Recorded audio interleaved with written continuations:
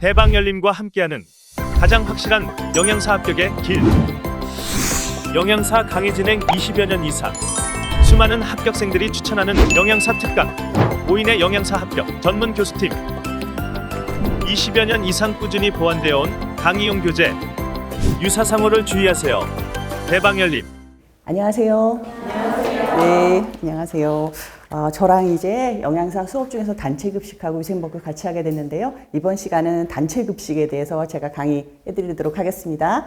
첫 시간이니까 제가 어떻게 수업할 건지 먼저 말씀을 드리고 수업 진행하도록 하겠습니다. 단체 급식이라고 하면은 실제로 여러분들이 그렇게 어렵진 않아요. 2교시에 진행이 되는데 어렵진 않지만 범위 자체가 너무 많기 때문에 여러분들이 뭐 식품학이면 식품학, 영양학이면 영양학 딱 있잖아요. 근데 여러분들이 아시는 우리가 인적 관리라든가 급식 경영이라든가 마케팅이라든가 구매라든가 이게 다 단체 급식이에요. 그러다 보니까 범위 자체가 굉장히 넓어서 요거는 물론 단체 급식은 저랑 여러분들이랑 수업을 하면서 반드시 꼭 이걸 외우고 가야 된다 하는 건 제가 알려드릴 거예요. 근데 기왕이면 여러분들이 수업하시면서 저랑 충분히 이해를 하셔야지 다음번에 한번 다시 봤을 때 요런 거구나라고 훨씬 더 이해하기 쉬우시니까 제가 여러분들 좀 많이 이해하시기 쉽도록 그렇게 하고 지나갈게요. 그리고 단체 급식 같은 경우는 좀 요즘 트렌드가 조금 바뀐 게 문제가 좀 실무 위주로 많이 나오게 됐어요. 예전에는 완전히 좀 이론 위주로 나왔는데 예를 들자면 내가 맡은 P급식자들은 이제 1900B 권장 패턴이 1900B에 맞춰서 메뉴를 짜야 되는데 그러면 이 집단은 고기, 생선, 달걀, 콩류 이거를 하루에 몇 회 제공을 하는 것이 좋은가라고 해서 정답은 4회 이렇게 예전에는 나왔었어요. 근데 요즘은 어떻게 나오냐면은 이 집단에 대해서 내가 메뉴를 짰는데 아침, 점심, 저녁을 아침에는 내가 달걀을 이제 60g 줬어요.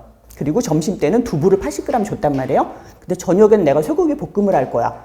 그럼 쇠고기를 과연 몇 g을 줘야 되느냐 이렇게 나오거든요. 그럼 일단 1단위가 60g이라는 것도 알아야 되고 4번 줘야 되는 것도 아니까 아침에 1번, 점심 때 1번 줬으니까 저녁 때 2번 줘야 되잖아요. 그럼 120g을 줘야 되는 거예요. 문제가 그렇게 나오고 있거든요.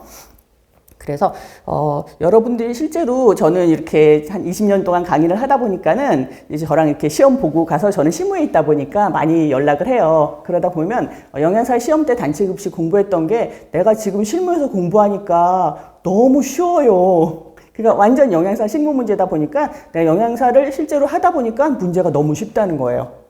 그래서 여러분들이 저랑 미리 영양사 실습한다고 생각하고 그런 식으로 같이 좀 잘 따라오시면 될 것 같아요. 그리고 제가 중간중간 트렌드 조금 바뀌는 거 있잖아요. 그거 좀 업데이트 해드릴게요. 그리고 수업하는 거는 저는 일단 처음에 제가 여기다가 키워드를 좀 적어 드릴 거예요. 그러면은 여러분들이 제가 수업하는 도중에 오늘 키워드는 이거예요. 요거 하고 제가 수업하고 나서 저거 다시 한번 짚어드릴 거예요. 그리고 여러분들 지금 보충 프린트 받으셨죠? 그거랑 마찬가지로 제가 조금 중요하다 싶은 거는 이렇게 프린트로 나눠드릴 거예요. 나눠드릴 거고 그리고 오늘 수업한 거 있잖아요. 그거는 제가 3시간 수업을 할 건데 그 3시간 수업한 걸 요 다음 시간에 제가 문 앞에다가 한 10문제 정도 놔드릴 건데 그건 뭐냐면 기출문제들이에요. 그러니까 지난 시간에 수업했던 기출 문제들을 제가 포인트만 뽑아가지고 놔드릴 테니까 그거 다음 수업 전에 여러분들이 빨리 풀어보시고 제가 수업 시작 전에 답만 쭉 불러드릴게요. 그리고 마지막으로 제가 약간 좀 노하우라고 하면은 할 수 있는 건데 단체 급식 시험 보시면서 어떻게 공부하시는 게 좀 제일 편하면요. 단체 급식은 저는 단체 급식은 커다란 숲이라는 얘기를 많이 해요. 워낙 방대하니까. 그래서 일단 숲을 먼저 한번 보셔야 돼요. 그러니까 저는 진행을 어떻게 할 거냐면 영양사 실무과정 처음에 어떻게 돼가지고 우리가 수요 예측해서부터 이제 발주하고 실제로 생산 관리하고 서비스하고 이런 과정으로 갈 건데 처음에 이 전체 틀을 먼저 말씀을 드릴 거예요. 그 다음에 하나하나 들어가서 메뉴 관리는 어떻게 하고 구매 관리는 어떻게 하고 이렇게 할 거거든요. 그럼 이렇게 하시다가 맨 마지막에 다시 한번 짚어드릴게요. 우리가 배웠던 건 요렇습니다 라고. 자, 그래서 오늘 수업은 제가 시작할 텐데요. 일단 단체 급식 이론서 한번 볼게요. 목차 볼게요. 목차. 그래서 단체 급식 문제는 2교시 때 37문제 나와요. 37문제 나오니까 작진 않죠. 단체 급식이 문제가 많은 편이에요. 그래서 거기서 41번부터 이제 77번까지가 단체 급식 문제인데, 보시면 이제 1장의 개요라고 나오잖아요. 여기서 단체 급식이란 무엇인지, 그 다음에 급식 경영이란 무엇인지 나올 건데, 여기서는 문제가 4문제 나와요. 그리고 2장의 식단 관리. 요거는 나라에서 나는 4문제 나오겠다 이런 건 아닌데, 지금까지 한 4년, 5년 트렌드를 보니까 거의 4문제가 나왔어요. 똑같이. 그래서 그 트렌드로 말씀을 드리는 거예요, 제가. 만약에 여러분들 이번에 시험 봤는데 5문제예요 이러시면 그건 제가 죄송하고요. 지금까지는 거의 일정하게 4문제가 나왔었기 때문에. 그리고 2장의 식단 관리, 메뉴 관리예요. 요거는 지금까지 5문제 정도 나왔어요. 그 다음에 3장의 구매 관리는 6문제. 그 다음에 4장의 생산 및 작업 관리인데, 생산 작업 관리라고 하면 약간 어색하잖아요. 이거 음식 만드는 과정이에요. 요게 7문제. 그 다음에 5장의 위생 안전 관리가 3문제. 그리고 6장의 시설 설비 관리가 2문제. 그리고 7장의 원가 및 정보 관리가 3문제. 그리고 8장의 인적 자원 관리가 5문제. 그리고 마지막으로 9장의 마케팅 관리가 2문제. 요렇게 해서 몽땅 37문제씩 나왔었어요. 그리고 여러분들 제가 나눠드린 이거 보충 자료 있잖아요. 요거 먼저 한번 보고 시작할게요. 인터넷으로 들으신 분들은 이거는 자료실 가서 출력 받으시면 되고요. 다운 받으시면 됩니다. 그래서 단체 급식 계산 문제라고 제가 위에다 적어놨는데, 보충 자료 보시면은, 예. 단체 급식 계산 문제라고 봤는데, 제가 서두에 말씀드렸다시피 단체 급식이 그렇게 까다롭거나 어렵진 않은데, 이 계산 문제가 조금 어려워요. 그리고 계산 문제가 좀 이제는 아까 트렌드에 맞춰서 조금 더 늘어나고 있어요. 예전에 1-2문제 나오다가 최근에는 이제 3문제에서 많게는 5문제까지 나오거든요. 근데 계산 문제는 제가 좀 특별히 여러분들 아실 때까지 계속 풀어드릴 건데, 요 계산 문제 나오는 건 딱 정해져 있어요. 보시면은 식단 관리에 있어서 영양 소요량 물어보는 거, 그 다음에 성인 환산치, 그 다음에 식사 구성안, 요렇게 계산 문제로 나와요. 옆으로 가면 위생 안전 관리에서는 이제 소독액 농도 물어보는 거, 그 다음에 구매 관리에 있어서는 발주량, 재고 자산 평가, 요거는 따로 별표 하나만 할게요. 구매 관리가 문제가 좀 많이 나오는 편이거든요. 그 다음에 시설 설비 관리에서는 식당 넓이, 과연 우리가 300명이 식사를 하는데 우리 식당 공간은 얼마 정도가 적당하겠는가, 이런 문제인데 이건 잘 안 나와요. 그 대신 제가 알려드리긴 할게요. 그리고 생산 및 작업 관리인데 이것도 별표 하나 할게요. 요게 아까 말씀드린 구매 관리하고 이 생산 및 작업 관리 문제 많이 나와요. 그리고 원가 및 정보 관리에 있어서는 손익분기점, 그 다음에 식재료 비율, 인건 비율, 적정 식단가. 예를 들자면 우리가 식재료비를 2,500원을 쓰고 조리사가 3명이 일하면 과연 우리 한 끼당 식단가가 얼마가 적정하겠는가, 이런 문제거든요. 예, 그런 것까지 여러분들이 보시면 되고, 단체 급식 계산 문제는 저랑 수업하시면서 제일 많이 어렵다고 하시는 게 이 계산 문제다 보니까, 계산 문제는 제가 단체 급식 마지막 시간에 따로 계산 문제만 쭉 뽑아가지고 다시 한번 풀어드릴 거예요. 자, 그래서 이제 정말로 진도 나갈게요. 첫 번째 키워드는 단체 급식 정의하고 목적입니다. 그 다음에 단체 급식의 특징하고 문제점, 그리고 최근 트렌드까지 말씀을 드릴게요. 그 다음에 저희가 세 번째는 마지막으로 단체 급식의 순환, 그리고 혹시라도 시간 남으면 단체 급식 발전에 대해서 조금만 말씀을 드리도록 하겠습니다. 그래서 이번 시간에 할 거는 단체 급식의 정의와 목적, 그 다음에 단체 급식의 특징, 문제점, 트렌드, 그리고 단체 급식의 순환 과정. 요게 단체 급식이 주기가 얼마가 돼요? 한 바퀴 도는데 얼마가 걸려요? 하루가 걸려요. 왜냐하면 오늘 점심시간만 나간다 그러면 점심식사 나가죠. 그 다음날 또 점심식사 나가죠.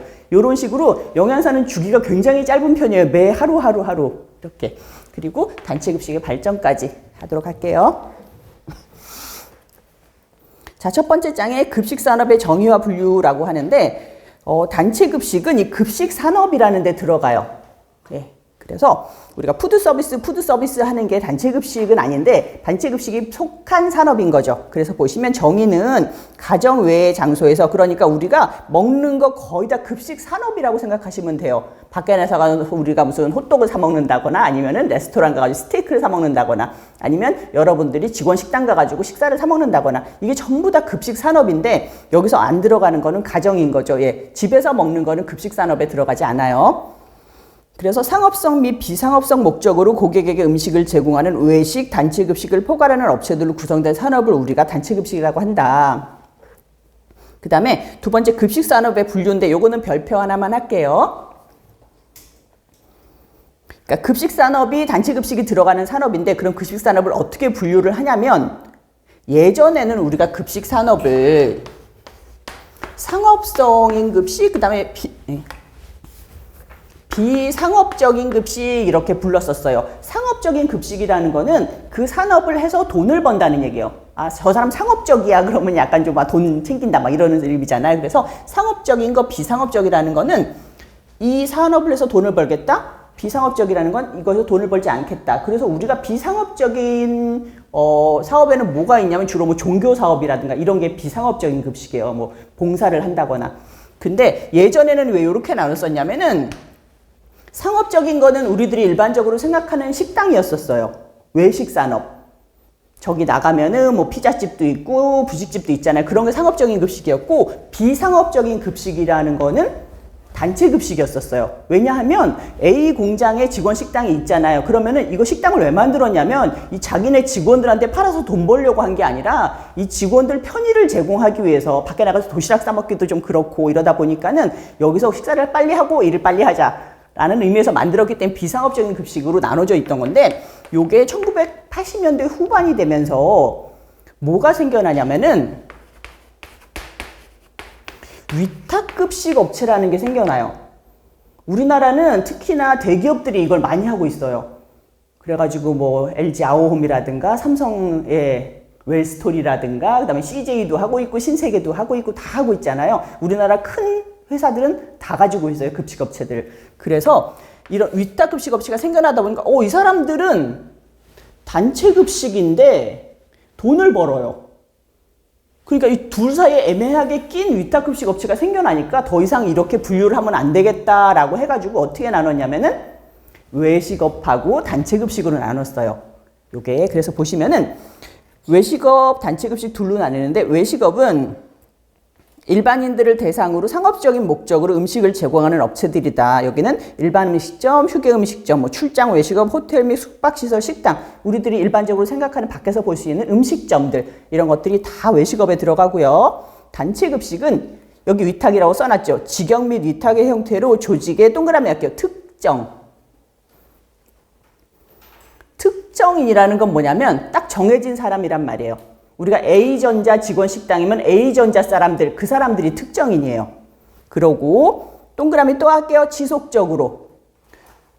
단체 급식은 반드시 이 두 가지를 갖춰야만 우리가 단체 급식이라고 해요. 뭐냐면 특정인들을 대상으로 지속적으로 식사를 제공한다. 그래서 밑에 보시면 교육기관들 있죠. 그 다음에 산업체, 의료기관, 사회복지시설, 군대급식 이런 것들이 전부 다 단체급식에 들어가요. 예.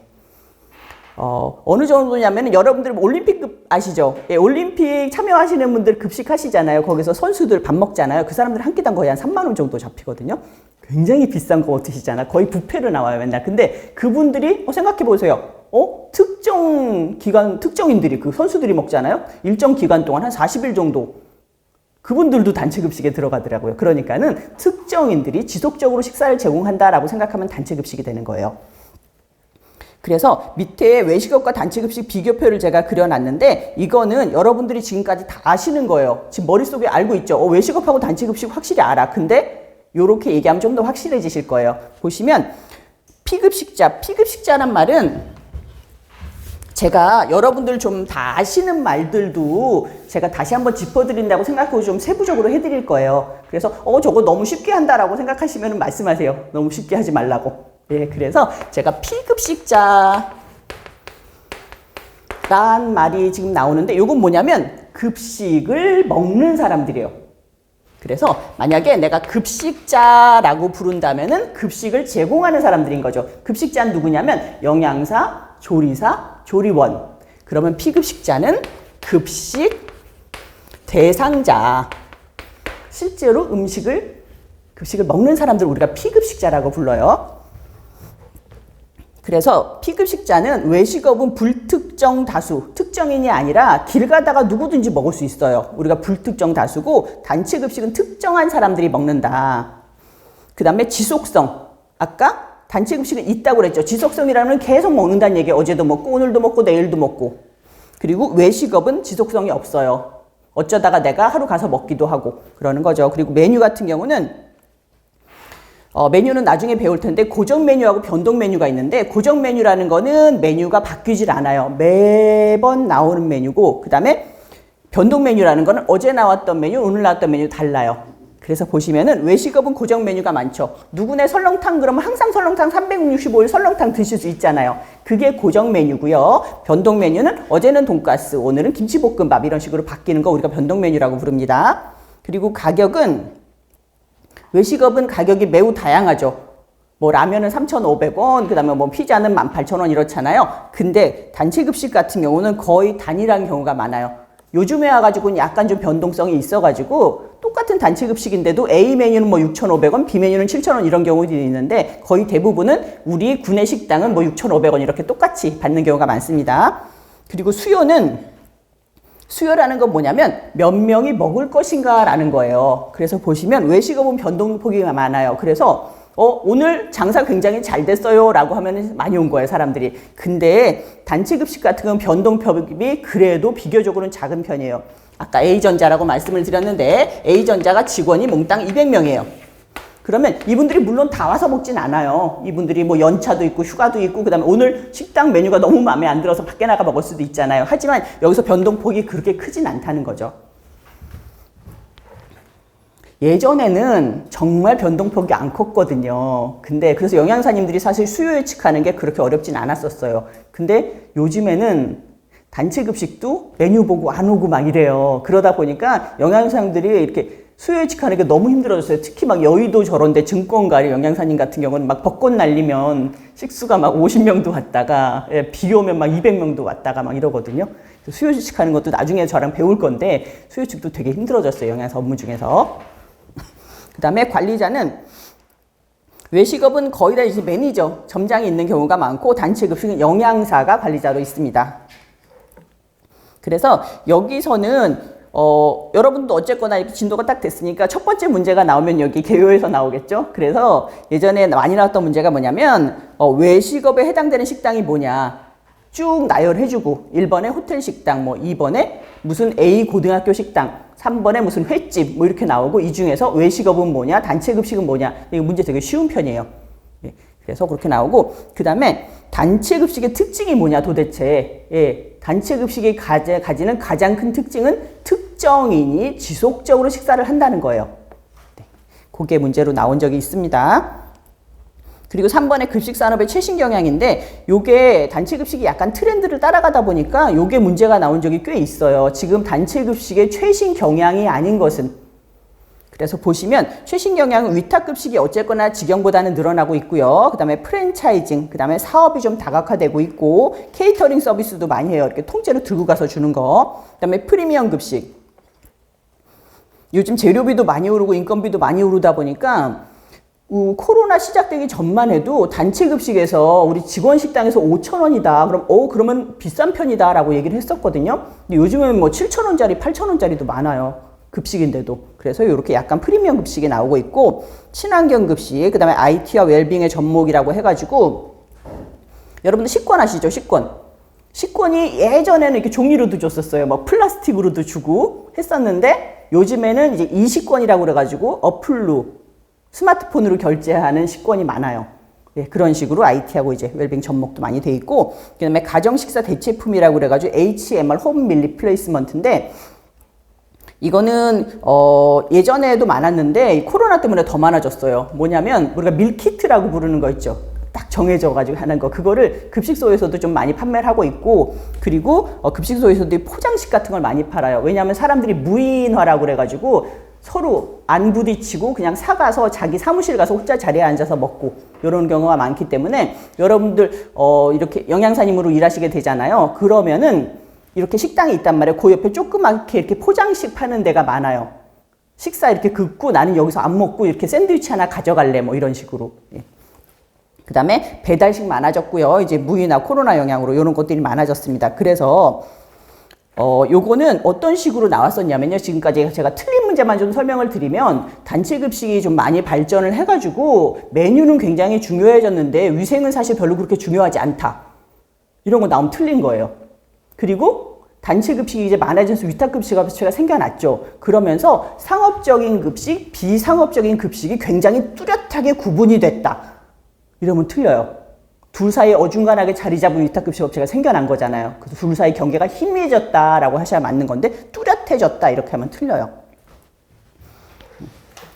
그래서 그런 식으로 경향인데 여기까지 나왔던 문제는 그렇게 어렵진 않고 여러분들이 급식에 대해서 조금만 이해하시면은 맞출 수 있는 문제들이 좀 많았고요. 그래서 두 번째 단체 급식의 정의와 목적인데 정의는 아까 말씀드렸잖아요. 특정인을 대상으로 지속적으로 음식을 제공한다고. 그리고 법적인 근거인데 식품위생법 제2조 12호에 의하면 집단급식소란 요거는 정말 중요한데요. 제가 적어드릴게요. 영리를 목적으로 하지 않으면서 요게 1번, 2번이 특정 다수인, 3번이 계속하여, 요게 지속성이죠. 요 세 가지인데 요걸 왜 말씀을 드리냐면은 제가 앞에서 단체 급식은 특정인과 지속성이란 말씀을 드렸는데 아직까지 법적으로는 영리를 목적으로 하지 않는 비상업적이라는 말이 들어가 있어요. 법적에는. 그래서 여러분들이 집단급식소에 있어서 정의는 집단급식소의 정의는 이라고 하면은 영리를 목적으로 하지 않고 특정인에게 지속적으로 음식을 제공한다. 요 세 가지가 반드시 들어가야 돼 있어야 되고 그냥 단체 급식만 물어본다면 특정인에게 지속적으로 음식을 제공한다라고 하시면 돼요.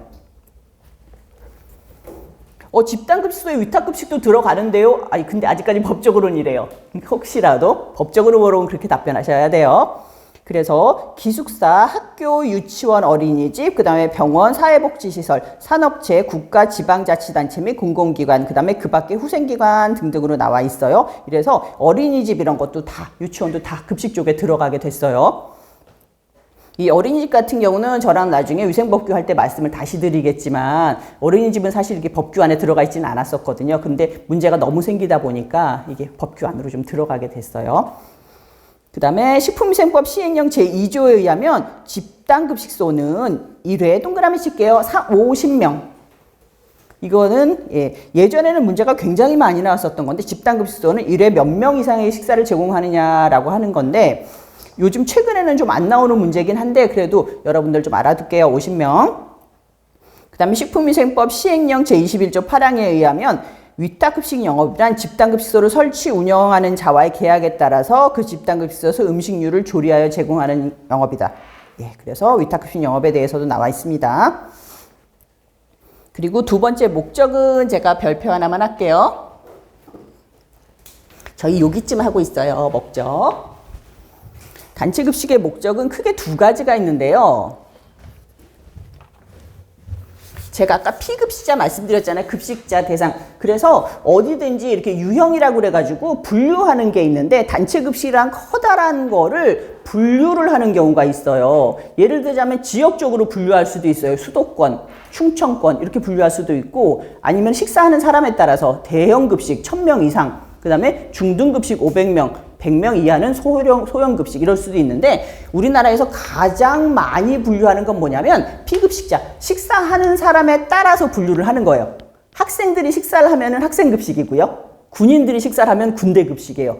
병원에서 식사가 나가면 병원급식이고요. 산업체에서 식사가 제공되면 산업체급식이에요.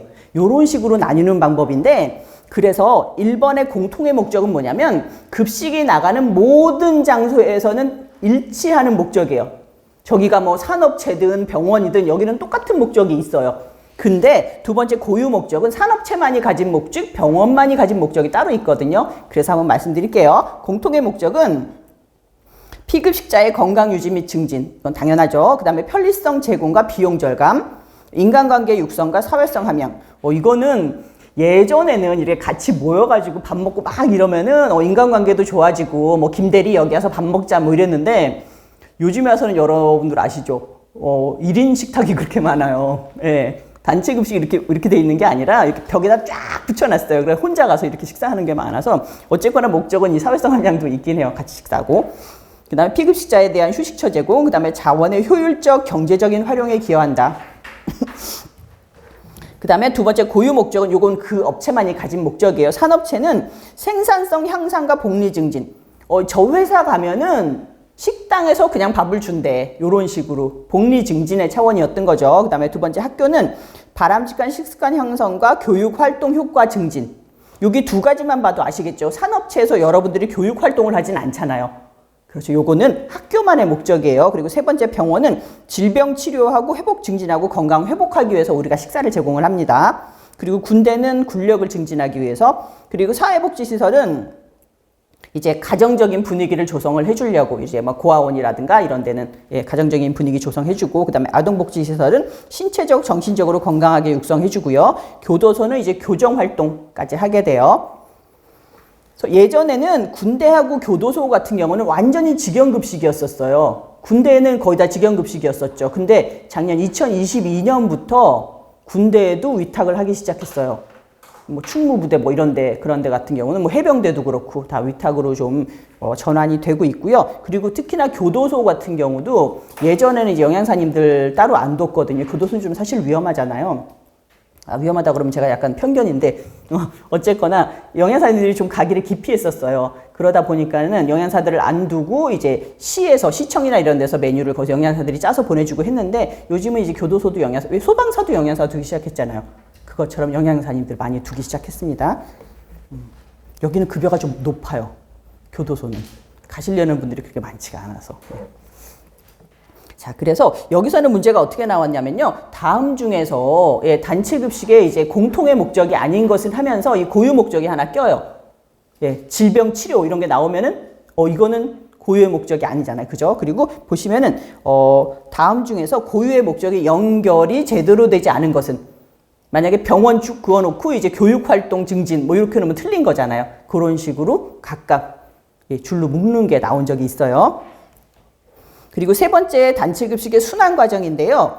요거는 제가 처음에 말씀드렸던 요게 숲이에요. 단체 급식이 이루어지는 과정을 제가 쭉 한번 설명을 드릴게요. 여러분들이 영양사 선생님이세요. 이제 그래가지고 딱 출근을 한단 말이에요. 그러면 급식이 하루 종일 급식이 어떻게 이루어지는가라고 하면은 일반인들이 알기에 실제로 영양사님들이 노출되는 건 식사 제공할 때밖에 없잖아요. 근데 그렇게 하기 위해서는 과정이 엄청나게 많아야 이 급식을 제공할 수가 있단 말이에요. 그래서 그 과정을 보시면 맨 처음에 이거 따로 쓰지 않으셔도 돼요. 거기 똑같이 있으니까. 수요 예측이라는 건 뭐냐면 내가 메뉴 짜기 전에 과연 몇 명이나 먹을까라는 걸 먼저 결정을 하셔야 돼요. 몇 명이나 먹을까? 그래서 수요 예측을 하신 다음에 그 다음에 메뉴 계획을 하시는 거예요. 메뉴를 직접 짜시고 그러면 메뉴를 짰으면 그 다음에 어떻게 할까요? 주간 식단표가 딱 나왔어요. 그러면은 여러분들이 소요량을 파악하셔야 돼요. 이 메뉴를 만들기 위해서는 과연 감자가 얼마나 필요하고 미역이 얼마나 필요하고, 근데 요거 필요하다고 다 사는 거 아니잖아요. 내가 재고가 있잖아요. 창고 안에 감자가 얼마나 남아있고 미역이 얼마나 남아있고, 그 다음에 메뉴를 짰는데 여러분들이 실제로 안 들어오는 메뉴가 있어요. 그죠? 그런 것도 있고, 아니면은 내가 뭐 황도통조림 같은 거를 디저트로 넣었어요. 근데 황도통조림 같은 경우는 캔으로 들어오는데 내가 몇 캔을 시킬지 정확하게 계산을 하셔야 되는 거예요.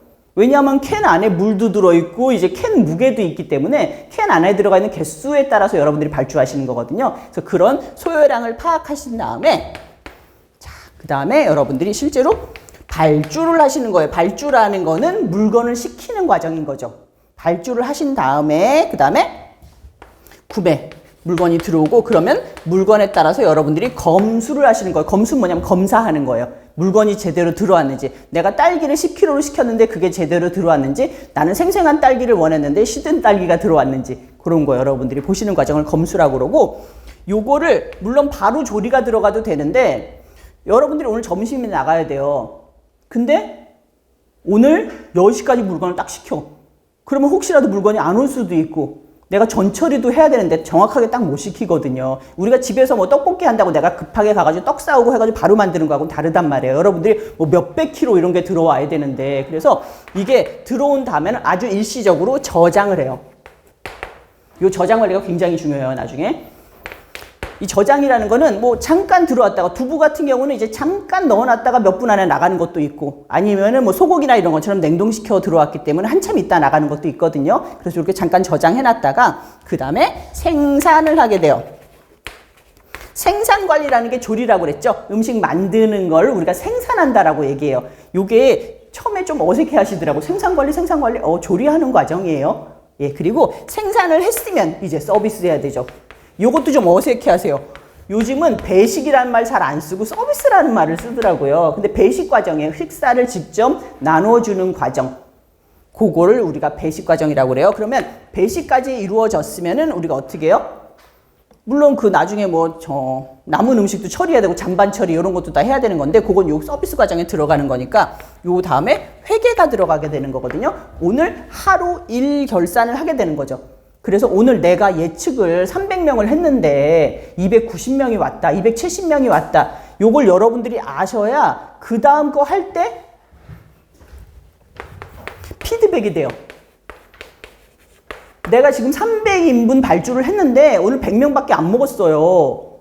근데 그 다음날도 300명 발주하고 그 다음날도 300명 발주하고 이러시면은 정말 로스율이 높아지는 거잖아요. 그죠? 그래서 여러분들이 이런 피드백에 따라서, 그리고 실제로 내가 해보니까 오늘 300명 발주를 했는데 400명이 와서 100명은 못 먹고 갔어요.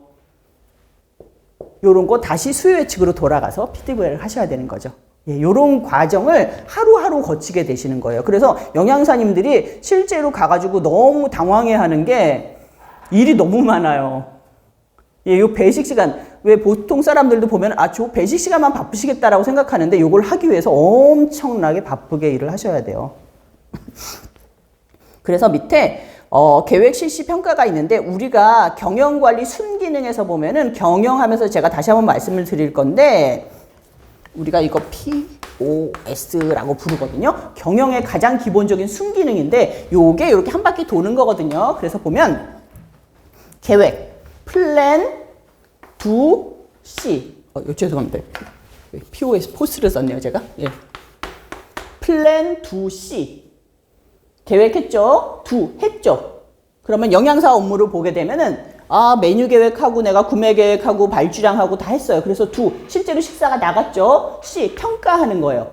평가하고 다시 플랜 뺑뺑뺑뺑 돌죠? 경영의 순기능, 저게 PDS라고 부르는데, 보시면 계획에 들어가는 영양사 업무, 제가 영양사 업무 쭉 적어드렸잖아요. 요거 왜 이렇게 나눠드렸냐면은 문제에 있어서 다음 중에서 영양사 업무 중에서 이제 플랜에 들어가는 것은, 아니면 실시에 들어가는 것은, 아니면 평가에 들어가는 것은, 아니면 요 네 가지 업무 중에서 그 성격이 다른 하나는 이렇게 물어볼 수가 있거든요. 그래서 볼게요.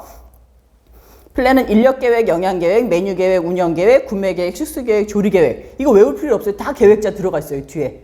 예, 계획. 그 다음에 실시는 실제로 식단 작성하고 구매하고 검수하고, 그래서 실시는 정말로 영양사의 실무가 들어가 있어요. 실시에는. 그리고 평가에는 식사가 나간 다음에 내가 평가하는 거, 메뉴 평가하고 원가 관리. 그래서 요거는 여러분들이 외우실 필요가 없이 영양사 업무 중에서 좀 이해를 하셔야 돼요. 영양사가 실제로 막 몸이 움직이는 거는 이제 실시에 들어가고, 내가 앉아서 분석하는 거는 평가에 들어가는 거죠. 그 다음에 4번 단체급식의 특징. 단체급식 개요는 이제 여기까지 되는데, 여러분들 마지막으로 제가 지금까지 했던 거 쭉 정리하는 거예요. 볼게요. 중요한 것만 동그라미 해드릴게요. 자, 특정인 동그라미 대상으로 지속적 동그라미. 특정인들을 대상으로 지속적으로 급식을 한다. 두 번째, 외식업 대비 동그라미 이렇게 낮은 식단가. 외식업 대비해서 낮은 식단가. 요즘 짜장면 같은 거 막 7, 8천 원 하다 보니까 급식에서는 뭐 4천 원, 5천 원밖에 안 하잖아요. 대비 낮은 식단가고, 대부분 동그라미 영양사가 관리자로서 있고, 규모가 크고 짧은 시간에 다량의 식사를 공급한다. 동그라미 이렇게 집중 배식. 이거 우리가 피크타임 배식이나 집중 배식이라고 부르는데, 보통은 이제 12시에서 1시까지 급식이 막 1000명, 2000명 우르르 나왔다가 가잖아요. 그래서 집중 배식이라고 불러요. 그리고 일반적으로 동그라미 변동 메뉴가 많다. 그쵸. 같은 음식 계속 주면 사람들이 예, 되게 화내죠. 그 다음에 동그라미 대량 식중독의 위험이 있다. 위생관리가 특히나 중요한 이유가 뭐냐면 급식 같은 경우는 몇백 명, 많게는 몇천 명까지 똑같은 음식을 먹으니까 하나가 식중독 걸리면 우르르 다 걸리거든요. 그래서 식중독이 특별히 중요하다는 거예요. 그리고 작업관리 인력 운영이 체계적으로 이루어지지 않으면 그 1시간 내에 1000명, 몇백 명 먹는 게 예, 잘 이루어져야 되기 때문에 우리가 체계적으로 이루어진다는 거.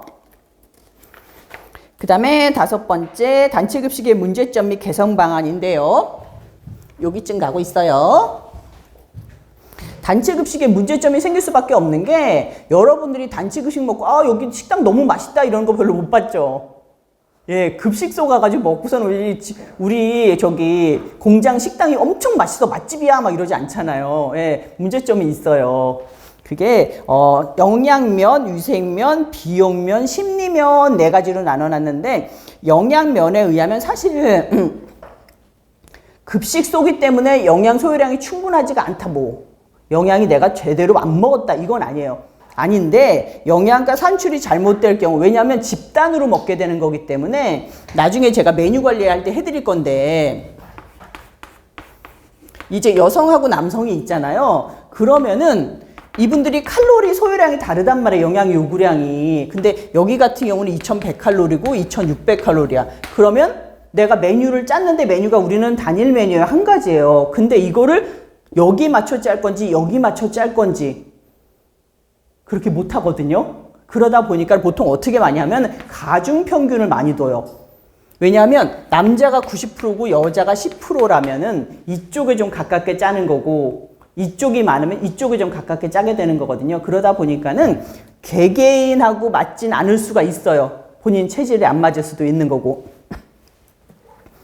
그리고 또한 다량 조리 기술의 부족으로 맛이 저하될 수가 있는 거죠.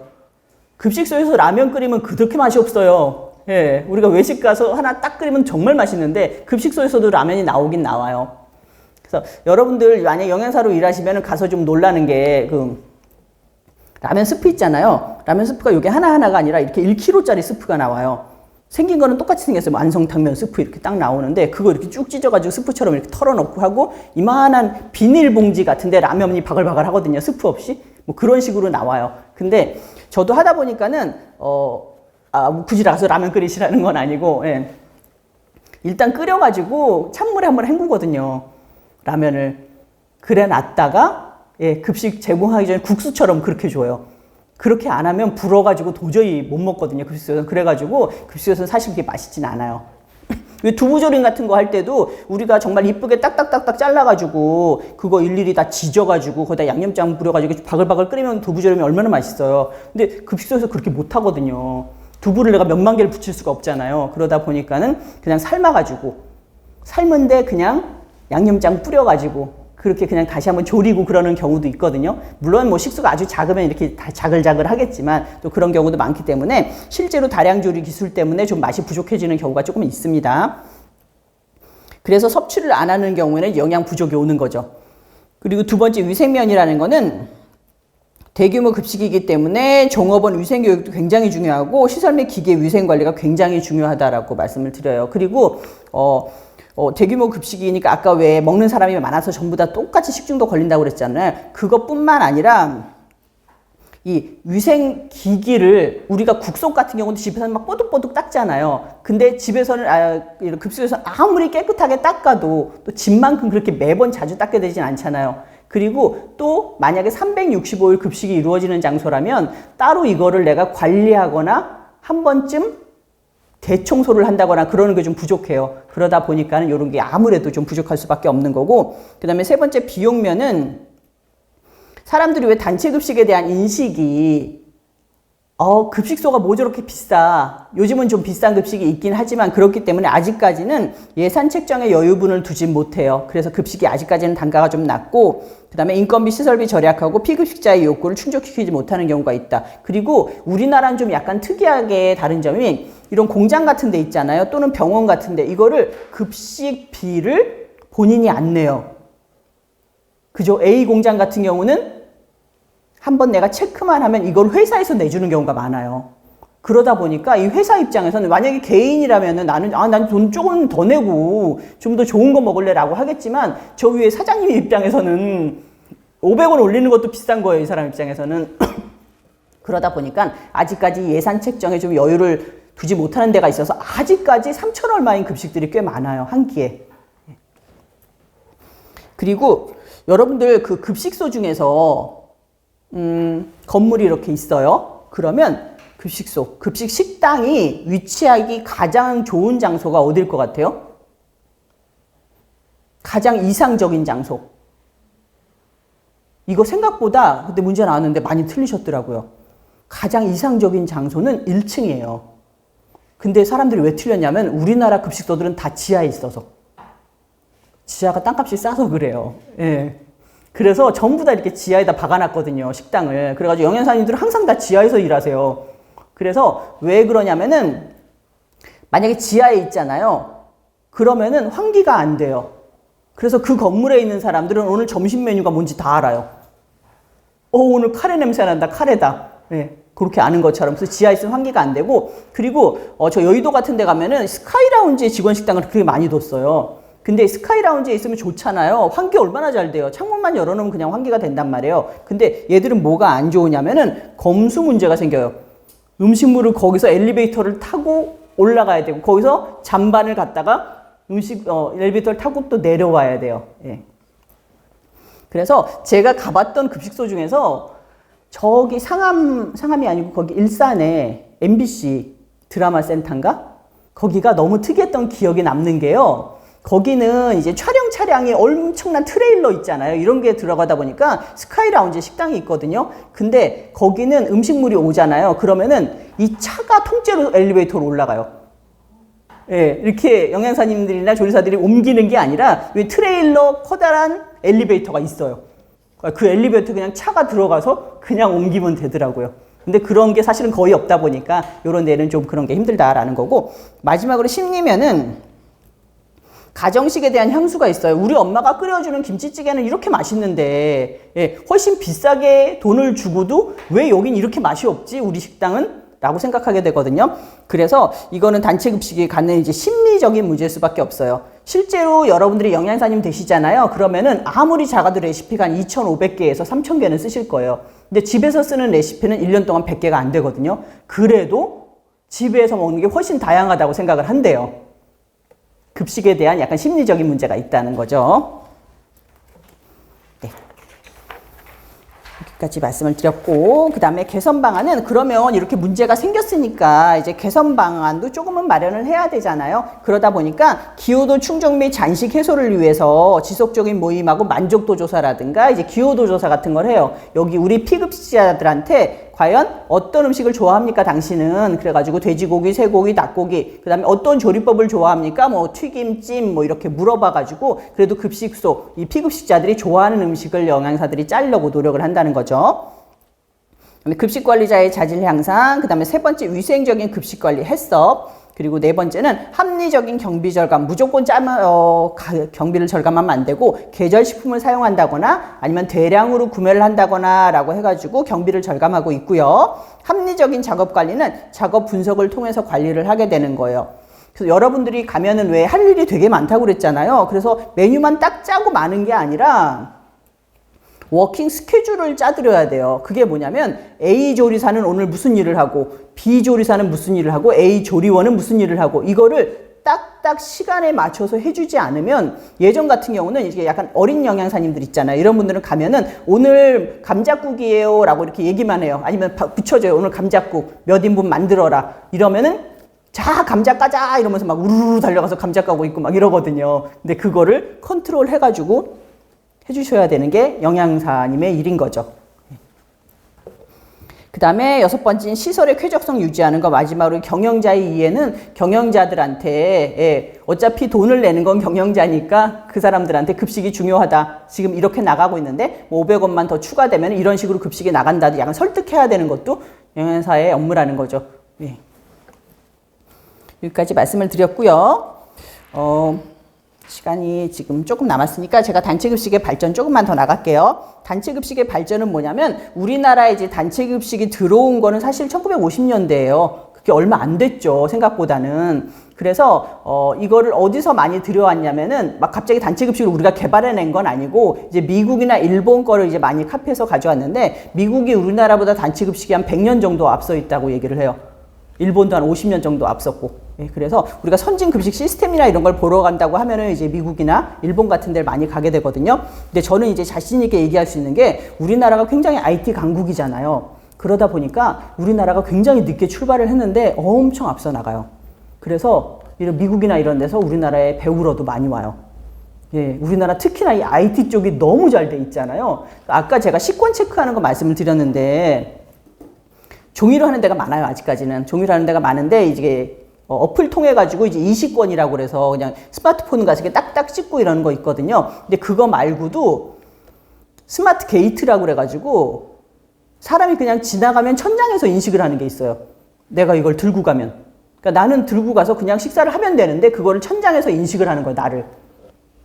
그래서 그런 것도 생겨났고요. 예. 그래서 우리나라가 그런 게 굉장히 잘 돼 있긴 해요. 그리고 얼굴 인식하는 거 있잖아요. 그것도 우리나라에 꽤 있어요. SK 이런 데 가면 내가 가지고 이렇게 얼굴을 들이밀잖아요. 그럼 거기서 누구 대리님 어서 오세요.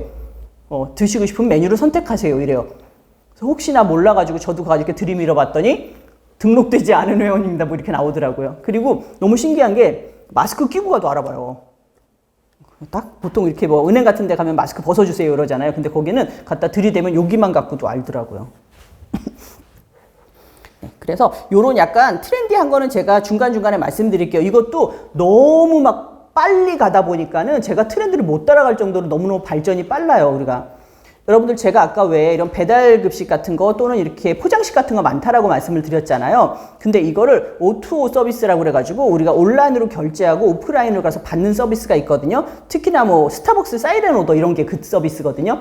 근데 이거를 왜냐하면 내려가서 내가 샌드위치를 받을 거예요. 그러면 샌드위치를 내가 핸드폰으로 주문을 해. 우리 직원 식당에서 샌드위치를 받겠다 이러고 몇 시에 받겠다라고 주문을 하면은 그게 냉장고, 이렇게 커다란 냉장고가 있는데 거기 막 칸별로 돼 있거든요. 우리들이 지하철 같은 데서 볼 수 있는 이렇게 락커, 개인 락커 같은 거 있는데 락커가 다 냉장실이에요. 그래서 내가 53번 냉장실이 딱 뜨면 난 거기 가서 그 냉장실 가가지고 스마트폰을 딱 누르면 거기서 문이 딱 열려서 내 샌드위치가 그 안에 들어있는, 예, 그런 식으로도 많이 하고 있거든요. 그래서 요즘은 여러분들이 약간 트렌디하게 메뉴를 아시는 것도 중요할 것 같아요.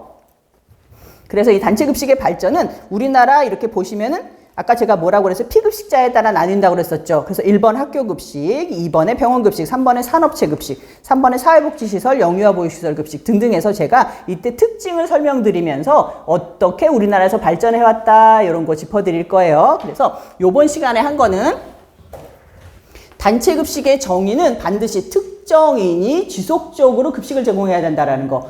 그리고 목적은 두 가지가 있었는데 하나는 고유의 목적, 모든 사람들이 그러니까 공통의 목적, 모든 업체들이 갖고 있는 목적이 있었고 하나는 고유 학교라든지 병원이라든지 고유 목적이 있었습니다. 그리고 단체 급식의 특징은 우리가 지속성하고 특정인인데 문제점이 생길 수도 있었어요. 네 가지 말씀드렸으니까 심리적인 면, 영양적인 면 등등해서. 근데 트렌드도 말씀을 드렸고 그리고 단체 급식 순환 과정에 있어서 우리가 수요 예측부터 시작해가지고 마지막으로 피드백하는 과정까지 말씀을 드렸거든요. 그래서 제가 수업은 어차피 여기에 맞춰서 여기대로 해드릴 거예요.